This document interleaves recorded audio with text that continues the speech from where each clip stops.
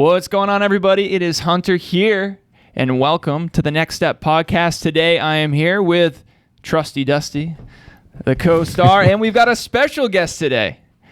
His name is, and excuse me if I pronounce it wrong, Enrico Incarnati. It's not Close. that. What is it? Incarnati. And that's when we have guests on, I should know their name. Is that proper? Don't feel bad, Rico. When we go to a Mexican restaurant or anything like that, you should hear how he pronounces some of the dishes too. Yeah. And you just have to look away. You're like, please. Yeah. I'm that friend that everybody just tries to ignore. But he does it with such confidence. That's what pisses me off. But anyways, man, thank you so much for coming on. I would love to give an intro for you, but I think you would do it better. We know each other from a few encounters, but why don't you tell everybody who's listening a little bit about yourself and why they should listen to what you're talking about, because you're doing a lot of great things. I follow you very closely. It's been very inspiring to see all the progress you've made in your business and just the impact you're having on so many people, specifically within the fitness space. So go for it. Yeah, man. Thank you. Short little brief intro about me. My name is Enrico Incarnati. I am 93% Italian. I am a full-time videographer, photographer, and part-time lover of espresso and cannolis, and occasionally corgis as well. I predominantly work with people in the fitness space, and specifically like nutrition and fitness coaches, strength coaches. And my main goal is to help them build their audience, build their attention, to ultimately build their business and build their brand. And I do that. And I've most notably worked with Jordan Syatt, Zach from the Flexible Dieting Lifestyle, and now currently Jason Phillips. And I've had the honor to encounter a lot of pretty cool people in my life, and it's super, super fun to be able to work in a space that I ultimately love. And I never wanted to be a videographer ever. I wanted to be a pediatrician. And so it's cool to be where I'm at today, and to continue seeing my evolution and growth.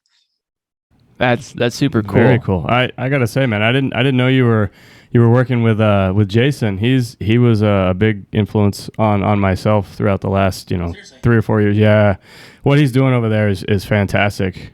Yeah, Jason's super cool. I'm going to be going Sunday because we have a big event in Scottsdale. So I'm flying out Sunday, and I'll be there for the whole week. So very cool, very cool. So he's doing the N1 stuff, right? Which one? Is it N1? Is that what he calls it? What's his nutrition stuff? Nutritional Coaching Institute. So NCI. NCI. I'm sorry. Yeah. So it's not the certification. Yeah. It's impact and income live. So it's like to help coaches build their business and teach them everything and anything that they need to know to be successful. Yeah, it's huge from what I see. I know he's working with Mind Pump, stuff like that as well. So yeah, I'm actually speaking at the event, which will be fun.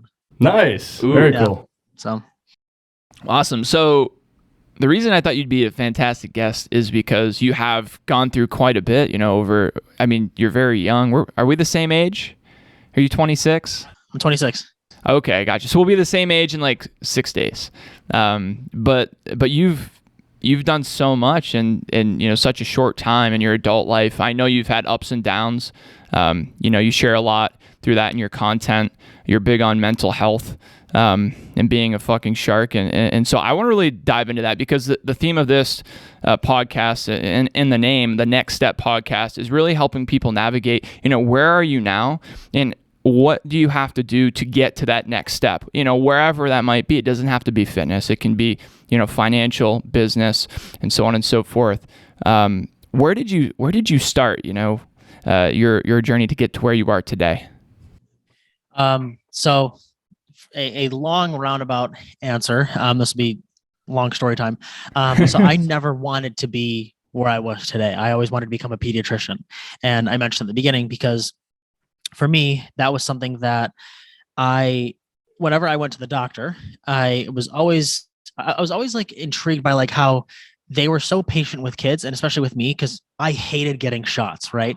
And like I was always just so enamored with like how a doctor can do so well with a child who wants nothing to do with them at all, and to make it seem so painless and effortless. And so for me, I still to this day hate going to the doctor. Like unless my arm is literally falling off, then I will go to the doctor. But otherwise, like I'll take care of it myself.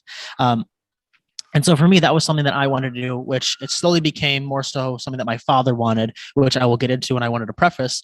But that is something that for me, being a pediatrician was the goal. And it was the goal ever since I was about in 7th or 8th grade.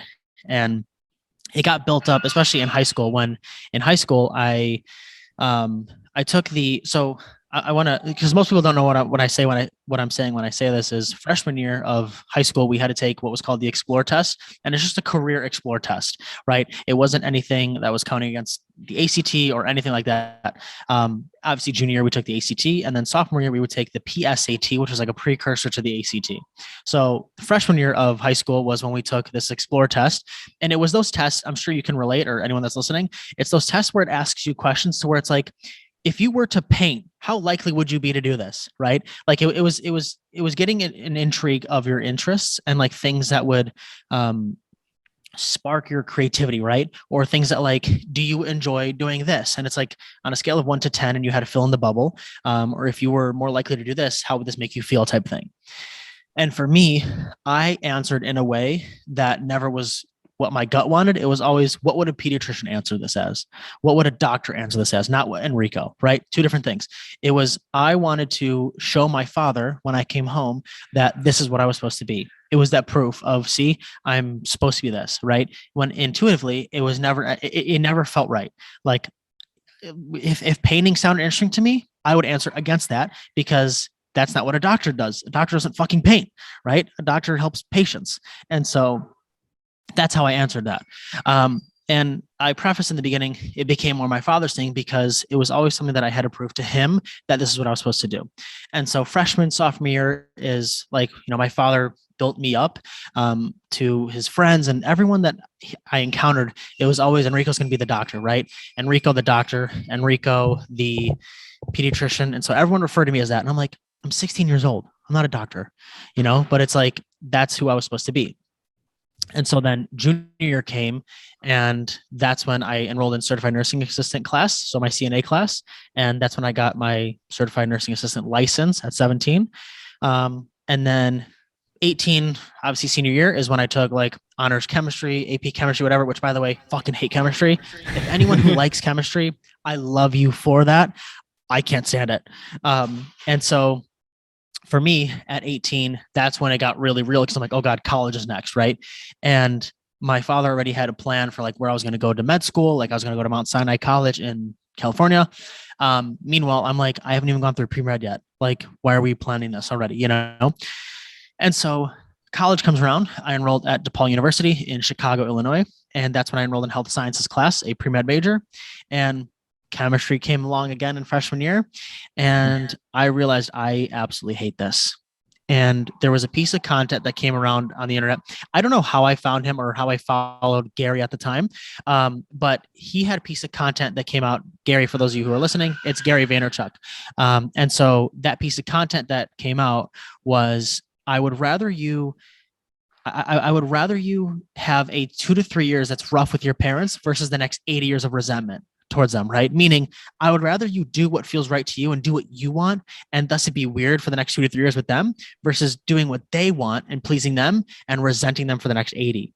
And I'm like, I don't know why, but it just hit me. Like that hit. And I'm like, I have to tell my dad. I'm like, he's the only person I know that's not in my way, but the one that's the hurdle from me actually doing what I want. And so, and mind you, I didn't know what I wanted to do either.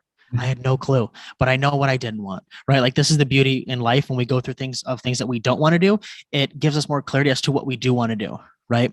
And so I had to tell my father, and I told him, I'm like, Dad, I don't want to do this anymore. And his next question was then, cool, now what? Right? And I'm like, I don't know. I'm like, Dad, I genuinely have no idea. And he's like, well, so then what's the purpose of us being in school right now then? If we have to pay all this money And like, if you don't know what you're doing, you know what I mean? Or you don't know what you want to do. And so I'm like, you're right. I'm like, I would pull me out of school too.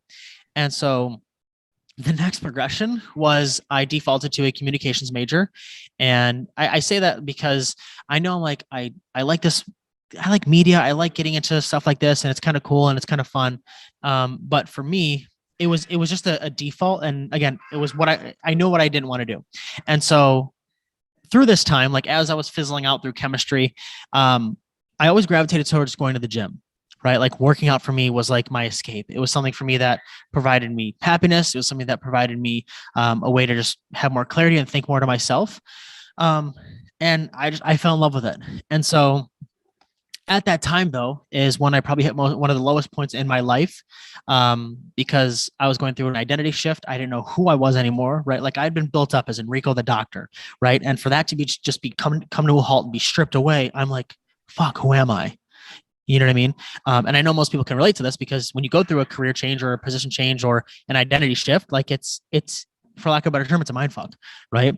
And so at that period of time is, like I said, I hit one of my lowest points in life, and that's when I attempted suicide. Because for me, I was at a point where I didn't know who I was anymore. I had disappointed my father. I had let every single person down that was in my family. And mind you, like I haven't said this to anyone really. Like I'm the oldest person of both my families. Like I am the oldest child. I'm the oldest cousin. I'm the oldest grandchild. So it's like there's a lot of pressure, right? And so for me, looking at that, I'm like, I can't fulfill that anymore. And so that's why I have this tattoo on my inner wrist right here. It says Forza, Forza, which in Italian means strength. And it's specifically on my left wrist for a reason. And for me, that signifies that no matter what, like no matter what hardships, whatever things I'm going through, like I always have the strength in me to keep going.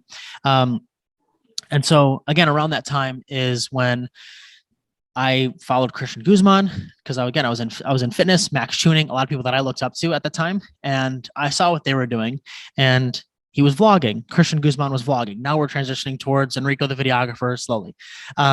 And so this was about the time when I had followed Christian, I'd followed Max, and I saw what they were doing on YouTube, and I'm like, this is cool, right? Like they didn't like school, they didn't really get it. It didn't connect with them, and same thing with me, it didn't connect with me either.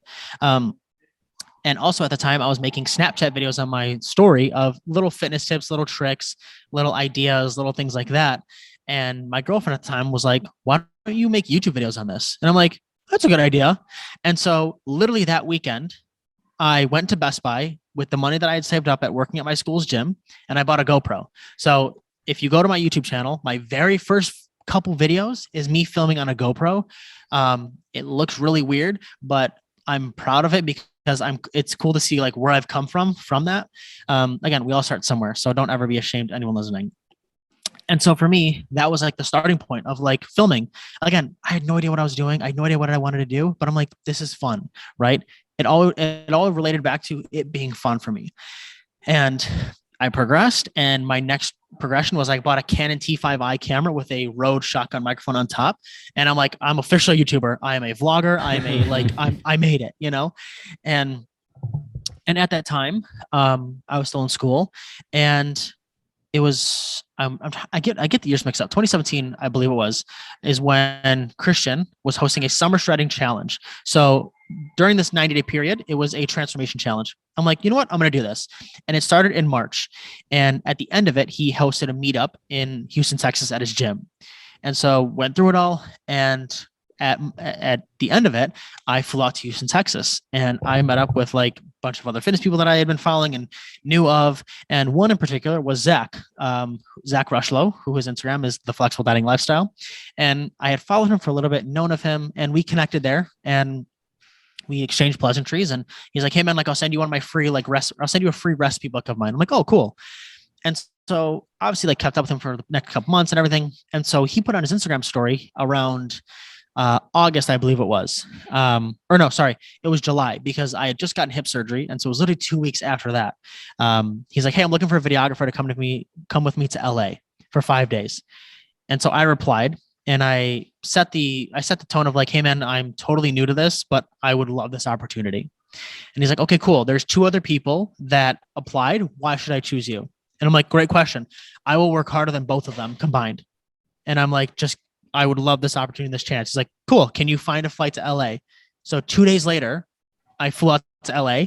I found a flight that day and flew out to meet Zach, and we filmed for 5 days, and that turned into a full-time role with him, which is pretty cool. I moved from Chicago to Austin, Texas, and lived with him for a year, and we worked together for a year. And then during that time is when I met Jordan Syatt. And I met Jordan at a Pencils of Promise charity event that was hosted by Lewis Howes, which was also cool to meet him. And I had known of Jordan because he was Gary Vaynerchuk's coach. And so that's how I knew Jordan. I didn't know Jordan for Jordan. I knew him for being Gary's coach. And I'm like, oh, this is super cool, man. Like, we exchanged pleasantries. Like, he followed me back on Instagram that day. I'm like, this is cool. And so after my time working with Zach is then when Jordan needed a videographer. And Jordan put it on his Instagram story. He's looking for a videographer. And I replied because I'm like, oh, this is going to be super cool. Like, he knows me. Like, hopefully this will be something. And he's like, hey, man, someone applied before you. If it doesn't work out in the next 90 days, I will let you know. December 1st, Jordan called me. I was on the Stairmaster at Lifetime Fitness. And I looked at my phone and it said Jordan Syatt calling. And I'm like, I literally paused the machine because I'm like, why is he calling me right now? You know? And he literally called me. He's like, hey, man, you want to move to New York? And I'm like, yep. Like, didn't hesitate at all. And I'm like, yes. And he's like, really? He's like, dude, you can take a couple days if you want to think. I'm like, no, I don't need to think about it. Like, what do we need to do to make this happen? He's like, you sure? I'm like, yes. I'm like, don't ask any more questions. Let's do this. And so that then, after that conversation, then like 2 weeks later, I went to go fly to Jordan in New York and like hang out with him for a weekend with him and Susan Niebergall.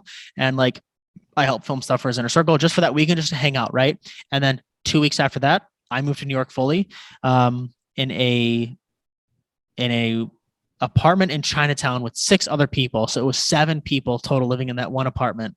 And that's what moved me to work with Jordan for the next 2 years, which is super cool. Got to meet Gary, got to film with him and work out with him a couple times, which has been super fun. And made some of the greatest connections of my life that I could ever ask for. And then after my time working with Jordan is when I started my own production company. And so now I work with various fitness coaches. 1, making their content, filming it and editing it. 2, just editing it. And then 3, I also help coach other coaches with their content who can't yet afford like a videographer fully, but want to grow an audience and need help with that. And so that's where we are today. And that's the whole story. Woo, damn. That's a lot. I know it's a lot. That's super cool. Cause I only knew like the second half of the story, but the first part I never, I wasn't sure of. And which is just really cool to hear where you've come from, how you got to where you are. If we go way back to the beginning, it all started with you almost in middle school. It sounded like, was it you who committed yourself to being a doctor, like making a promise, or was it your dad? No, it was me. It was all me in the beginning. And then it slowly transitioned to more so my father, because then my dad got excited about it, right? Because it was all the things of me, like the whole explore test thing of like, oh, my son's supposed to be a doctor. And like, then I become a nurse, and it's like, he gets more excited about it than me. So it watered it down for me. Gotcha. Yeah. It's almost like, it's not that he ever pushed you into it. You were like, this is what I want to be. And then he was like there to support you. And then you're like, oh, now my dad's all in with me. And now I feel like I got to back out. Yeah. Yeah. Man. Okay. And so you figure, you went through that process. And then you said it was an identity shift. Like, you didn't know who you were. And that's where you hit your low point. Yep. Yeah. Tell me, like, if you can go back to that time, day to day, like, how did you feel? Like, what were the thoughts that went through your mind? How did you, if it was motivation or whatever you want to call it, how did you go day to day and move forward and to finally work yourself out of it? I mean, you obviously hit a very low point that maybe helped get out of that, but. Yeah, I think, so one big thing that was like a catalyst for me, you talk about like the whole world crashing down on you. Like, once I made that decision to stop being a doctor type thing, like my girlfriend at the time, she was in school for accounting, and like she was going to work at one of the big 4 accounting firms. And so she knew what she was doing. Right. And my dad always went back to like, well, your girlfriend knows what she's doing. Like, why don't you, And so I always like not resented her, but it was more so like, you know what you're doing, I don't know what I'm doing, like, why are we together, you know? Yeah. And so we took a break from we broke up for like 4 or 5 months, and it was at the time when I like literally dropped everything. And so talk about like your back against the wall type thing, and I'm like, all right, I feel like I have no one right now, you know? And one thing that really helped me at the time was therapy, because it was the thing that I was most against. And oftentimes the thing that we're resisting the most is the thing that we need to go towards the most. And for me, I always knew, I'm like, okay, well, therapy, like I need to talk to someone. I can't talk to my girlfriend, can't talk to my dad about this. Like, I need someone, right? And little did I know, therapy was that answer for me. And this is a blessing about going to school, is that therapy for me, each session was $5. Wow. $5 a session. And like anyone that is in school, any parent that's listening that has kids in school, I implore everyone to go to therapy, not because something's wrong, but it's to become proactive, so we don't have to be reactive, right? It's my whole set. Like, I like to say, like, I like to stay ready so we don't have to get ready, right? In case anxiety comes running into your life, in case you have something where you don't know how to deal with it, we can actually implement strategies to then, when that does happen, God willing that it doesn't, but if it does happen, we can deal with it, right? And we're ready to, and we're equipped to do so. And so for me, therapy at the time, which is $5, was insane. So like I said, anyone who's listening, like, take advantage of that, especially if you're in school, if you're a parent and like your kids at college, like, take advantage of that. I didn't take advantage of that enough. And so when I did, I was glad I did. And now that I realize, I'm like, wow, therapy for some people is $500 a session, I'm like, holy shit. And so for me, that was a real big stepping stone for me. And it was a real big ego shift, right? Because for me, I'm like, I don't need therapy. Like, not any man is like, I don't need to go to therapy. Like, I'm tough, I need to be strong, and yada yada. And it's like, really, it's like, is that really the answer, when in reality, like, you're really struggling on the inside, which is why most men, it goes unspoken with their mental health. And that's why men are more likely to commit suicide. And that's why more men are likely to be silent about their things. And I'm like, I need to break this, you know? That's why I'm so open and vocal about it. But therapy for me was the real turning point in A, shifting my identity, but also B, getting me out of a hole, because it really helps to have someone who has no part in your life, knows nothing about you, and can literally pick, like, not pick, but like, grasp onto different things that you talk about consistently and be like, okay, cool. So you talked about this. Well, do you see how that would relate to here? Right. And you also mentioned this. Do you see how this is connected to that? But then also brought back down to what we talked about last week. And I'm like, got it, you know? And so it was really stripping away like old notions, old behaviors, old things that I had learned, and really like shaping a whole new identity. Yeah, it's that unbiased opinion. They don't know any background other than what you tell them, so they can really put the pieces together. Yeah, it's really interesting. I agree. I think a lot of people, specifically men, have that resistance. And so you said, you had those thoughts of, no, like, I don't need to go, like, I'm fine the way I am, or something. What did you finally do to get you to book that first appointment? Because I'm sure a lot of people listening right now have been there and maybe need to, and know they need to, but they have that resistance. I literally just inquired. I looked up online, if to see if DePaul had any like therapy services. And this is something too that I've only shared on like one other podcast, maybe, is that very first session, I was petrified to even walk into the office, because it was so at DePaul, we have two locations. One is the Lincoln Park, which is more of the suburb location, that's still connected to the city, and then the downtown location, downtown Chicago. So the therapy session was in downtown Chicago, where a lot of my friends were, right? A lot of like fellow classmates were, because that's where I had most of my classes. I was petrified that when class got out, that people would see me walk in there and be like, oh, he's walking into therapy. It's that stigma still. But yet on the other hand, I'm like, what if I walk in and I see someone that I know? It's like, they wouldn't judge me because I know I wouldn't judge them, but it was still that issue that I had in my head. And so once it passed, like once class got out, because I knew the time about it would get out, I let everybody go, let everybody walk away. And I'm like, okay, the coast is clear. I literally like checked as if it was like crossing both sides of the street. I'm like, no one sees me walking in, I'm going to go in. And so walking in, I was petrified, right? Even still walking in, I have like this ego of like, all right, yep, here for therapy. Yep, sign in. Okay, cool.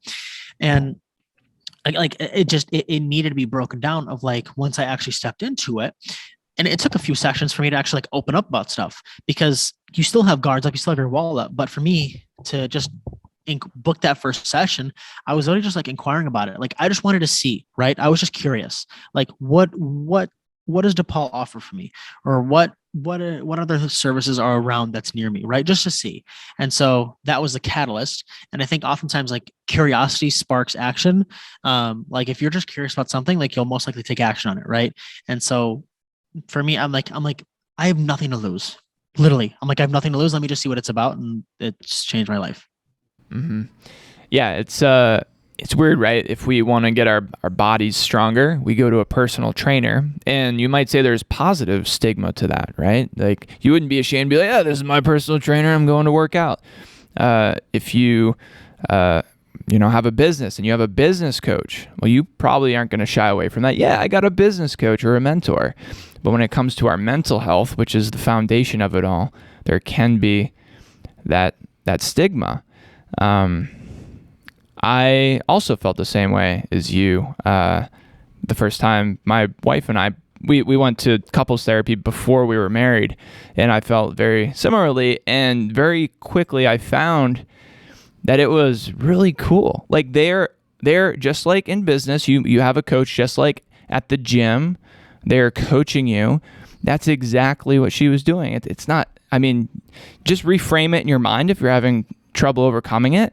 They're a coach. They're just a coach here to listen and then to help you figure out the best solutions for you. And when it is unbiased, I found too, it's really, really helpful. Yeah. We just talked about this, Dusty, before the podcast. We talked about, before you can get over that hump in whatever you're dealing with, you do have to first admit to yourself that, hey, like, I am not happy right now. But if you are unhappy, you have to know that it's okay. Like, it's okay. It's normal. If you have a bad day or a bad consistent set of days, it is probably more normal than unnormal. And not to judge yourself on it. And that, yes, there are people that you can go to help. And don't worry about the stigma, because really, I think now, and I don't know how you feel about this, Enrico, but I feel like the stigma on therapy is starting to go away. Yeah. I think it's much more common now. People are more open about it. That's at least what I'm seeing here. Yeah, like I even remember like early on, like when I first started talking about more so mental health, like my dad was like, you can't, even then, he was like, you can't talk about this stuff, And I'm like, why? I'm like, why can't I talk about this? I'm like, there's people that struggle with it. Like, why can't I talk about it?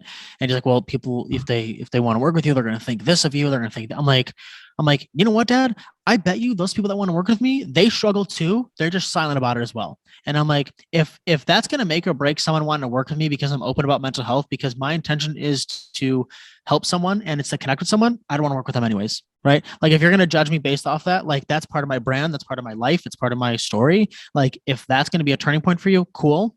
We don't need to work together respectfully, And it's like, oftentimes those people are struggling themselves. They just look at it as, oh, well, you're vocal about it.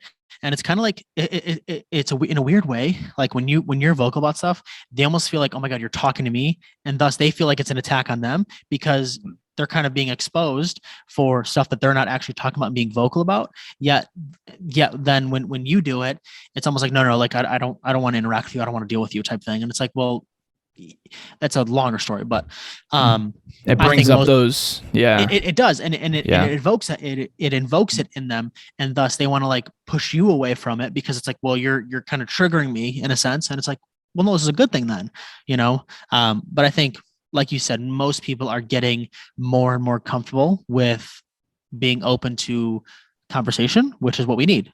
We need more conversation around mental health. We need more conversation around men, women, like mental health in general. And I love it. I love that therapy is becoming more normal. I think therapy is freaking cool. And yeah. And by going to therapy, or even if it's not therapy, admitting to yourself that you are not where you want to be right now, and maybe you're not happy in that, and being vocal about it or sharing it with somebody, that is not a sign of weakness. That is a sign of strength and a sign of courage. And when you put out to the world, or whoever it may be, if I'm speaking to you right now, Enrico, and I tell you something that I want and then something I don't want, immediately I'm going to feel better because you're going to listen, and you're going to have that in your mind, and you're going to think of, well, hey, I don't completely hate this guy. If something comes up and I think of him, I might send this idea his way, or I might share this post or this person with him. The more you vocalize what you want and what you don't want, you will attract those things into your life, just because people want to help. People want to help. Believe it or not, you may have had an experience where there was a very important person, or a person that you wanted to be very important in your life, and they weren't that for you. And because that one person maybe messed you up, or you let them mess you up, you can create that perception that other people are the same way. But there are so many freaking good people in this world, and they're here to help. And therapy is a way that you can get that, even if you don't think that you have anyone in your life. And I mean, like, worst case scenario, what are you going to develop? Self-awareness, right? And that's one of the biggest things for growth that I've noticed. I don't know about you and your personal experiences, but definitely for me, being self-aware, learning about myself, like who I really am, what I really want, that's the shit that matters. So self-awareness is huge, even from a perspective of, if something in whatever moment in time is like bothering you, or it's giving you like it's, lack of a better term, it's like triggering you on something. It's like, okay, why? Like, why is this happening? Like, why am I getting this feeling? Like yesterday, I had a 2-hour long conversation with my girlfriend about like you talked about before, like off days. Like yesterday, arguably, like not one of the worst days, but like it was a very off day, right? And it's one of those days where it's like you just question everything, like you're overthinking, and it's like, okay, cool. So it's like, why though, right? I'm always trying to understand why and be aware of, like, this isn't happening just because. There's something going, like there's a reason for it. And I've like, as like stuff has happened like that for me, again, I always frame it like this is happening for me, not to me, because it shifts the blame from being a victim to it versus like, okay, I can actually work with this, And so I'm like, why is this happening for me? Because something in my past is triggering it? Is it because I'm scared and the inner child Enrico is scared? Cool. It's like, why though? I'm always trying to understand why. And I've always been very aware at auditing my thoughts. I've always been aware at auditing my feelings, my interpretations of things. And again, always going back to why. There's always a reason behind it, and when we can uncover that, cool. Then we can start to pinpoint. And this is why therapy has helped so much. Then we can start to pinpoint. Okay, cool. Like, so this is a trigger. Why was that a trigger? Okay, when I thought about this, that triggered this response here. Okay, why did that happen? But it's always going back to that root cause of like, what was the real reason why? An analogy could be, if let's say and this is a weird analogy, but imagine, I'm hiding, right? There's a monster walking outside, and you're hiding, right? And you're scared because this monster, he could mess you up, right? And you don't know what that looks like. And so you have a choice. You have a choice to stay and hide, and the monster's walking around you, and maybe he'll find you, maybe he won't. But every day that you're sitting there not knowing what's going to happen, just imagine that building up. Imagine the anxiety, the fear. Or you can make a choice, and you can say, you know what? This might also mess me up. I'm going to step up, and I'm going to confront that monster. And at that point, now you're on the field at least. Now you can make a play. You're moving in the right direction, and you can deal with it. And that's Rico, where I want to take it now, because I think that's where you become a fucking shark. How did that saying come to be? Because I think you were famous for that saying, and people love it. Yeah, I want that to be on freaking billboards. So be a fucking shark came about in 2019, the summer. So Tyler Babin, I have to give credit where credit is due. Tyler Babin, who is a great friend of mine, he used to film for Gary Vaynerchuk, and Tyler posted on his Instagram in I think it was like June or July, and it was just a video of like sharks swimming around, and he did a little voiceover talking about like how it's Monday and sharks don't care that it's Monday. They're just too busy being a shark to even worry, right? And like we've seen that cliche quote of like it's Monday, sharks don't care about it being Monday, whatever. Like they, you know what I mean? And so I don't know, it struck me then, and I'm like, be a fucking shark, you know? And I've always gravitated towards sharks. I've always, whenever I watch YouTube videos of like animals and sharks or anything, I always love watching the shark videos where they breach out of the water and attack a seal or something. But I've always loved that, like when sharks go at something, they go full force and they fucking attack it. But otherwise, they're just gracefully swimming through the water, right? Not worried about what the other fish are thinking, not worried about what other creatures in the sea are thinking. They're just swimming to their own beat. And so for me, like, be a fucking shark came about that. But also, when I did some more research, I realized I'm like, sharks physically can't swim backwards or they will die. Like it's known. Otherwise, because the water gets in their gills and they'll literally drown themselves. If they want to turn around, they have to full like 180 turn back the other way, but it's always in a forward direction. And so be a fucking shark is not just a way of life, but it's a mindset, because for me it's to always keep swimming forward, right? And no matter what direction you're in, just keep going forward, right? Don't ever go backwards, because not that you'll die, but like mentally, like you're not progressing, right? You're not moving forward if you choose to go backwards. And so again, even if you do go backwards, like okay, cool, like you can still keep swimming forward in a forward direction to get yourself out of that, right? It's the same thing with people with their nutrition. Like Thanksgiving, we just had it. Like, let's say you went over under calories and you totally fucked up. Like, cool. Like, don't use that as a justification to keep fucking up the rest of the year. Like, just keep moving forward with it. Like, your perceived backwards of you moving forward, like, just keep swimming forward with it. Like, get back on track the next day, right? It's the same thing you tell your clients. Same thing with people that I work with, where it's like with their content, where it's like, well, I missed a day of posting, or I missed a week of posting, and it's like, well, what's the point of? It's like, okay, cool, we can apply that the same principle. Like, just get right back on track with posting, right? Just keep swimming forward with everything. And so, for me, that's been like my whole brand, my whole motto. And I eventually will get a half sleeve of like a shark mural or something. That was a tough word to say, on my left arm, because it's something that I want, and it's something that, I mean, I freaking love sharks. And so yeah, that's how it came about. Very cool. So did you know that you were a fucking shark before you wanted to be a fucking shark? Because listening to your story, I mean, I'm asking myself, how the fuck were you that, courageous to just jump on a plane to LA, to take that opportunity and work as hard as you did to get that position? Or how were you so, have the confidence and the courage to just move to New York and work with Jordan? So like, to me, that's a fucking shark, but that was before you kind of brought being a fucking shark into kind of your life. Yeah, I think for me, that's a great question. I've always leaned into uncertainty. I've always leaned into the unknown, and I've always leaned into shit that scares the absolute crap out of me. It's because that's always where I've grown the most. That's always where I've flourished the most, and that's where I've learned the most about myself. And if you ever want to really learn a lot, if you ever really want to supercharge your growth, throw yourself into a pit of uncomfortable feelings, or throw yourself into a situation that is so foreign to you that you have no other choice but to grow and learn. And for me, I've always leaned into that. I've always leaned into, and mind you, like, this isn't to say that you should always be chasing getting uncomfortable, because it's like, there should be comfort to life in certain situations, right? But for me, I've always learned that, like, if I want to take that next step in life, whatever that is, right? Like, I don't know what that looks like for you, whoever's listening, but like, whatever that next progression is for me, it always has to be something that's uncomfortable, right? Like for me right now, like what's really uncomfortable for me is building out a course for coaches to be able to create content on their own, to be able to build their audience. It's literally everything that I know into one. It scares the shit out of me, right? Because this is new. Like, I've always had the identity of videographer Rico, and I just know how to film and edit. Now I have to teach, and now this is something that, like, it does scare me, and I'll be like honest about it.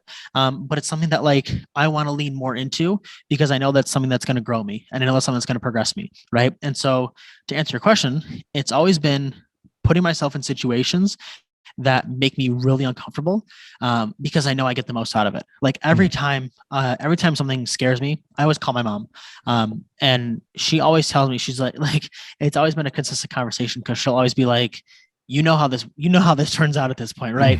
In a sense of like, it always turns out better than what you had hoped. Like all the anxiety that you had, anything you ever worried about, like you always call me after, and you're always like, why did I even stress about it? Right. Like and so for me, like what was perceived scary is not scary anymore. Like if someone called me and was like, hey man, I need you to move to Dubai, like for this opportunity, I'd do it. Right. Because it's like, for me, it's not scary anymore. Right. Like I've done that before.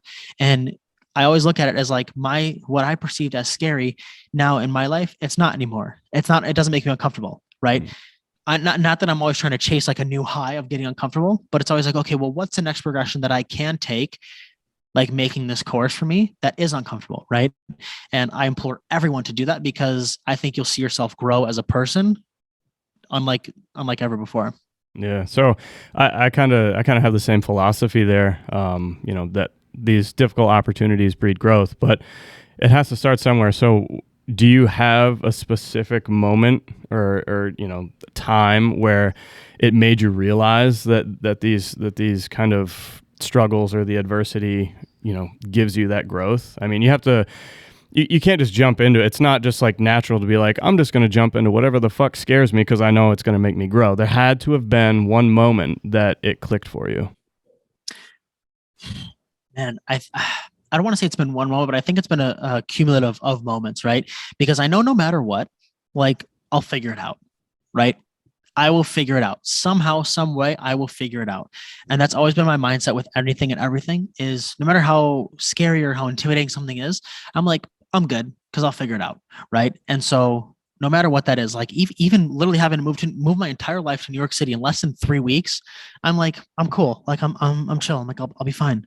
Like most people I think would be like, well, we need to have this in order. We need to have this in line. We need to I'm like, it's fine. Because for me, I'm like, I'll figure it out. Right. Like I'm always good at adapting to situations because I know no matter what, I'm good. I'm fine. Right. Like I'm alive today. I'm healthy. I'm breathing. I have another day, another opportunity for whatever I want to do. And it's like, I'm good. Like, you know what I mean? So it's been a cumulative of doing that over and over and over again of like, again, when I first started filming, I had no idea what to do. I got a brand new camera for myself, and I'm like, I have no idea what to do. I will say this: there was one moment. Now that you bring it up, when I went to go film with Zach, right? When I prefaced with him, I'm like, hey man, I don't know how to do this really, but I'm willing to learn and figure it out. He had a Sony A7S II camera. I had no clue how to use that at all, right? And lucky for me, it was filming in what's called a flat picture profile. So when people film in flat picture profiles, it allows you to preserve the most data from a shot, meaning the color science, the pixels, everything. Like it's the best way to film. And so with that color profile, it looks very flat. There's no color. You have to add color to it. I didn't know. I'm like, oh, is this how the footage looks? And he's like, no, it's not supposed to look like that. And I'm like, so what do I do? Like I literally had no clue. So meanwhile, I'm on my computer, like my footage looks gray. What do I do? Like typing out random things. And it was that moment where I literally figured it out. Oh, I had to download this. Oh, I have to color it this way. Oh, I'm like, okay, cool. Like I was petrified because literally when I saw the footage after we had gotten done filming, I'm like, he's never going to hire me. I'm like, I fucked up. I'm like, the footage looks like shit, but I realized I'm like, no, there's a way to fix this. And so I know no matter what, I'll figure it out. Yeah. Very cool. So now that you've gone through this, you've got a very clear picture now, it seems, of where you want to go, and what you're doing to help people in the world. Are you still seeing like your identity shift regularly? Do you still have issues with that? Absolutely. That was literally yesterday for me. Yeah. Where I'm like I talked about, where like I literally sat down with my girlfriend and I'm like trying to map out like, okay, I don't want to give up videographer Rico because that for me is like what built me. And I felt like I had to, because I felt like I had to step into a whole new identity and completely leave that behind. But I'm like, I realized like I don't need to, right? But yet stepping into a new identity of building out this course, right? Which has been cool because like Jason's been helping me with that, which is fucking incredible. And I'm very grateful for that. It's been a mindset shift. It's been a real shift because now I'm having to step into not only being in front of the camera, which I'm comfortable with, but also being in front of the camera, but educating and teaching in a way that people can apply that immediately. And I'm like, oh shit, like people that are going to watch this is how my brain works. I'm like, people that are going to watch this are literally going to apply this and they're going to invest in it because it's going to help build their business. And I'm like, I can't let them down. That's why. And I'm like, I can't let them down because I want them to get as much success as they possibly can. And I don't want to let them down. And so for me, I'm like, it's a whole new identity because I know I can film, I can edit, I can do whatever you want me to do with that. It's, oh God, I'm now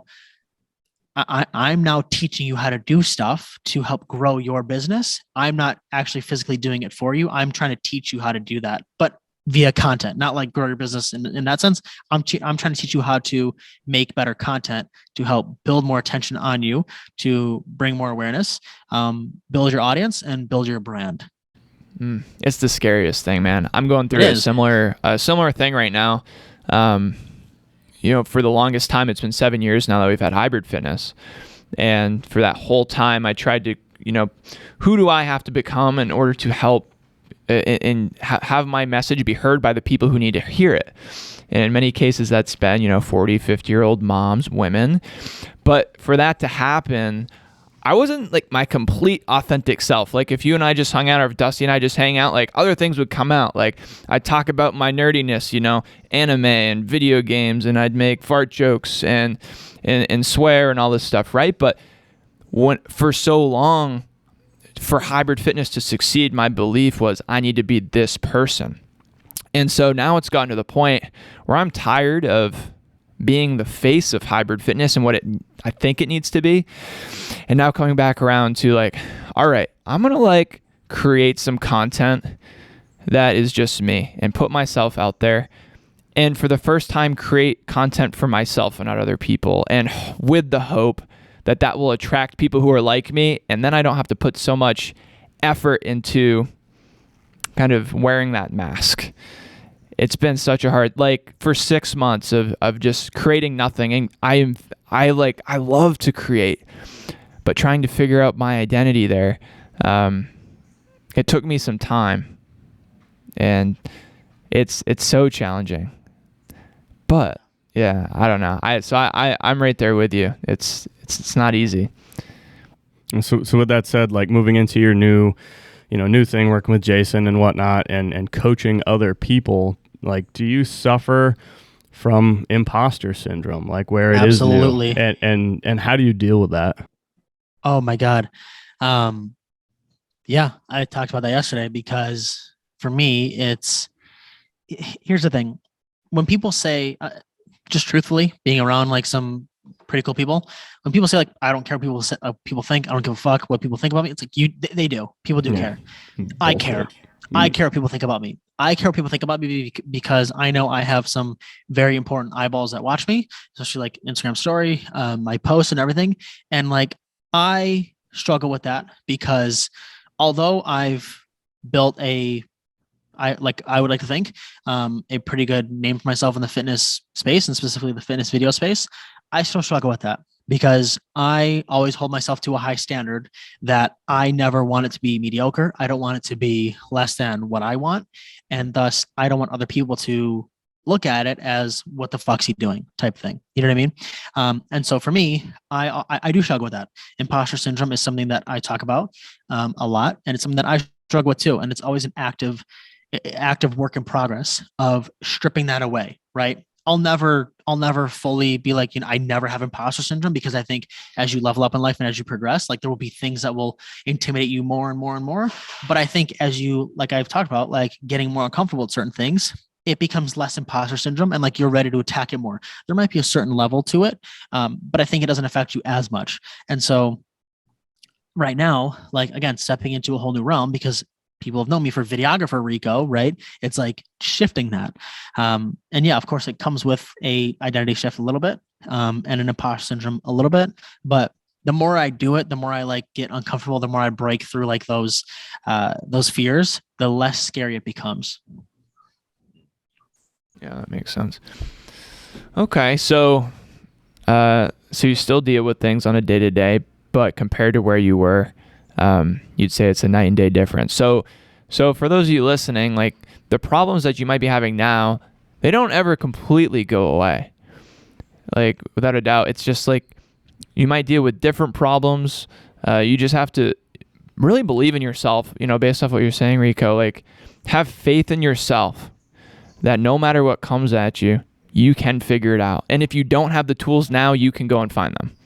Yep. Yeah. Resourcefulness. Do some preventative maintenance. Go ahead. Basically, do some preventative maintenance, just like you said. I like that whole, be ready so you don't have to get ready thing. That's huge. It really Amen. is. Amen.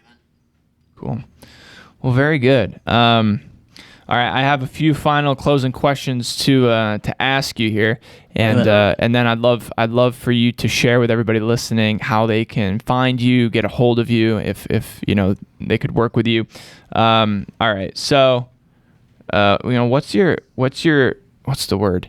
Your whatever you're against on pineapple pizza, man, because like you're hitting it hard. I see it. And I'm like, I'm all right on the pineapple pizza. It's not terrible. My wife, she loves it. I think she was very offended by it. So can you please explain yourself, Rico? He's fucking Italian. Yeah, dude, no, it doesn't belong on pizza. Wait, is pizza from Italy? Is it? It's kind of like an Italian thing, is it not? Or am I completely wrong here, Rico? No, what do you mean? Is it like pizza from Italy in general, or just like the pineapple thing? No, pizza in general. It's like It's 100% from Italy. Yeah. Therefore, you don't mess with it by putting pineapple on it. However, I do have an argument that my girlfriend says she needs to take me to this one restaurant that she can challenge my thought on pineapple on pizza. Again, the only reason I make claims ever is because I've tried it, right? My mother taught me at a young age, like, don't ever say you don't like something unless you've tried it. I've tried it. I don't like it. But I'm open to my taste buds being reintroduced to pineapple on pizza. And if I still don't like it, then it just reaffirms it again. I will gladly take a photo with the pizza and shame it. All right. Well, I'll be looking for that photo with your yay or nay. I just had to hear your thoughts there. Now, another thing, you have quite the Oreo collection. Yes. Very impressive. Yeah, dude, I saw that on you posted one time on your Instagram. So you have like a fucking freezer full of all got the walk-in freezer, the special Oreos that have ever been. That's intense. Do you have stock in Oreo? I don't, not yet. Oh wow, I'm trying to. Yeah, so I collect all limited edition Oreos. I don't have all of them, but so when I started working with Zach, like that's when I started collecting them. So like 2017, I've been collecting them for 4 years now. But anytime Oreo comes out with new limited edition ones, my rule is I always buy two. One is to save and freeze no matter what. The other is in case I want to open it and eat it. 99.5% of the time, they all stay closed. Lately, I've been buying like 4 packages of them because I'm an Oreo addict. But I don't ever eat them and I keep them frozen. Very cool. So does the freezing process actually kind of break the Oreo down, or do they taste like, if you were to pull them out of the freezer, open up a pack, does it taste just like a fresh Oreo? I wouldn't say like an exact fresh one, but it's to preserve them because my goal is eventually to sell them. And so it's to collect them for as long as I humanly can, and see where it leads me. Because I've got some Pokemon Oreos at home that I'm looking to preserve, possibly for financial reasons later on down the road. Well, actually, I was gonna say, I'm not above selling stuff to my friends. Rico, I think we've met each other a few times now. I've got a Mew Oreo sitting in my closet right now, nicely preserved. I think they're going on eBay for about $5,000, but today, because you're on the podcast, what? Are you serious? It was kind of a meme, like people were listing them on eBay for that much, and apparently there are sold listings on eBay for thousands of dollars on these Mew Oreos. So what I was saying is they're listed for that much. They've been sold for that much, Rico. But because you're on the podcast today, you took your time. I mean, I appreciate it. I mean, a lot. So I'll give you my Mew Oreo for $3,000. Wow. I take Venmo, PayPal. Like, what do you think, man? You don't have to tell me now. Do you accept payment options? Payment options, yeah, absolutely. Got Yep. it. If I need to consult with a loved one about this due to freezer space, is that also possible? Oh, yes, absolutely. Yeah. Okay. It's Cool. just a 25% finance charge on the month. And Wow, yeah, that's a and hefty charge. if you buy it before today, I'll even throw in the Pokemon NFT Oreo. Oh my god. I know. Look, he can't contain himself. He's totally in. All right. Those are gonna be huge. Like just Yeah. I'm trying to figure out like if Oreo NFTs are a thing. I don't know. We'll see. Oh, dude, it's all going on that. My mind's blowing. Like I'm just now wrapping my head around everything that's going on and clicking for me. Like, okay, this is 100% gonna happen. Moving in this direction. And I'm like, all right, this is gonna be cool. I'm just excited for it. I'm half tempted because I have photos of Gary of like doing a collab with him for NFTs and like being like, hey man, do we want to like this photo can be for 10 Ethereum, which by the way is 40K for a photo. But then someone who buys it gets 15 minutes of your time. Yeah, I don't even know. And there's like digital real estate right now. It's being sold for millions. Millions. Like millions. Yeah. So we're in the wrong business. Yeah, no. Well, we're in the you know what does we're helping people. We're changing lives, you know. We get to hang out with Rico here. Okay. Well, we've been on for an hour. I don't want to take any more of your time, Rico, but this has been fun. I'd definitely like to chat again in the future, and just it's always good. Just been following you and seeing the evolution of your content and what you're doing, and I'm like, man, what's this guy up to? He's doing big things. So thank you for inspiring me as always. Where can people find you if they'd like to follow you, work with you, etc.? Yeah. You can follow me on Instagram, rico.incarnati, or come over to TikTok, Rico Incarnati. My number one that I'd prefer you is if you want to get better at making video content, come join my Facebook group. It is literally just called Video Content Made Simple. I'd love to have you in there and say what's up. And I just want to back that up. I've been in the group for a little bit now, and one thing I really love about the group is he's not just posting tips, videos of himself making the tips. He's bringing in experts from the field, people who have blown up their social media followings and turned that into actual money in their business. He's getting them to really share what's worked for them, and I think that's extremely valuable. Not everybody has the access that Rico has to these people, and so, I mean, they're giving so much valuable information for free in that group. So definitely get in there and soak it up. I told people, I said, if we get this group to 100,000 people, I will make a hard ask for Gary Vaynerchuk to be on. Oh yeah, you can pull that off. I know, which would be cool. Yeah. Just give him 50% in your Pokemon NFT that I'll be sending your way later, and he's in. Got it. Yeah, he's like, oh, absolutely. Yep. Yeah. Well, all right, man. Thank you so much again. Great chatting with you, and keep up the good work, man. It's exciting to watch you. Yeah. Appreciate it. Thank you, guys. Yep.